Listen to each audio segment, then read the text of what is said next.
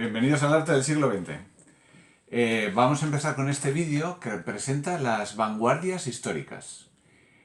Pero antes de hablar de las vanguardias, vamos a hablar de su época histórica. Vamos a ver qué ruptura hubo entre el siglo XIX y el siglo XX, que es un antes y un después en la historia del arte. Y vamos a analizar el por qué. Porque ese arte responde a unos cambios históricos, sociales, económicos, políticos muy profundos. Bien, pensemos en el mundo del siglo XIX. Es un mundo de grandes imperios dominado por Europa, ¿no? Con Inglaterra como principal potencia, el mundo de las colonias, del dominio europeo del mundo, ¿no? Y es un mundo burgués, de dominio de la burguesía, ¿no?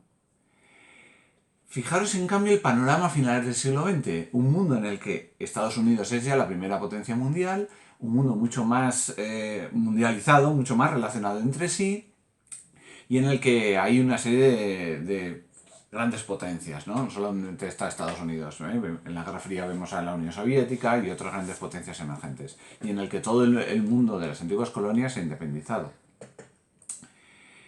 Pensemos, a principios del siglo XX, el cambio tan bestial que supuso para la mentalidad de la época el paso del mundo ordenado de Newton, de la ley de la gravitación universal, el mundo de Newton, a la ley de Einstein, ¿no? A la nueva formulación de todo el universo que supone Einstein, ¿no?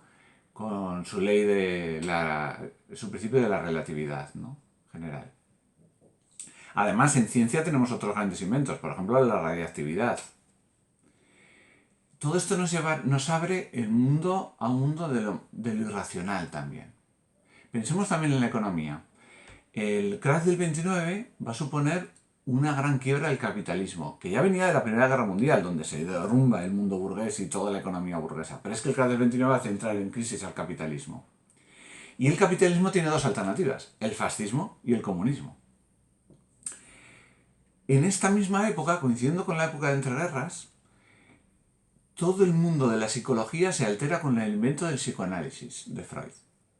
Él hace aparecer el subconsciente en el arte. Entonces, igual que vimos que el fascismo se verá reflejado en el futurismo, veremos cómo todo el mundo del psicoanálisis se verá reflejado en el surrealismo. Bueno, la vida se acelera. De un mundo agrario, predominantemente agrario en el siglo XIX, vale que había grandes centros industriales, sobre todo en Europa y en Estados Unidos, pero el mundo todavía era predominantemente agrícola a finales del XIX.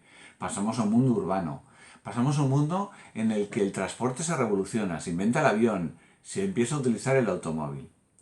Las fábricas cambian, comienza la producción en cadena. Esa producción en cadena que va a reflejar un nuevo arte, el arte del cine. Por ejemplo, Chaplin. La comunicación no solamente se revoluciona con el cine, poco a poco vendrán inventos nuevos. La radio, más adelante la televisión, ¿no? Y a finales del siglo XX Internet, ¿no? Cambios sociales. Fijaros en la mujer. El concepto de mujer a finales del siglo XIX y durante el siglo XX. Seguramente la mayor revolución social del siglo XX fue el concepto de la mujer. ¿Por qué? Porque la mujer empieza a ser tratada como una igual. Empezó reclamando el derecho al voto con el sufragismo y más adelante las diferentes oleadas del feminismo irán a considerar a la mujer como igual. Y eso también se verá reflejado en la historia del arte y en el número de mujeres artistas. En resumidas cuentas, las vanguardias suponen el final de la burguesía, el final de los partidos de élites burgueses. Las clases medias, obreras, los partidos de masas aparecen en el horizonte. Y eso se refleja en el arte. Necesariamente ese cambio se ve reflejado en el arte. Vamos a ver aparecer, ya hemos visto el futurismo, el surrealismo, veremos aparecer el expresionismo, el cubismo, la abstracción, el dadaísmo. Y ya después de la Segunda Guerra Mundial, estas vanguardias históricas acabarán confluyendo desde el surrealismo abstracto, al expresionismo abstracto o incluso al arte pop. Bueno, espero que este panorama de las vanguardias del siglo XX os haya sido de utilidad. Nos vemos.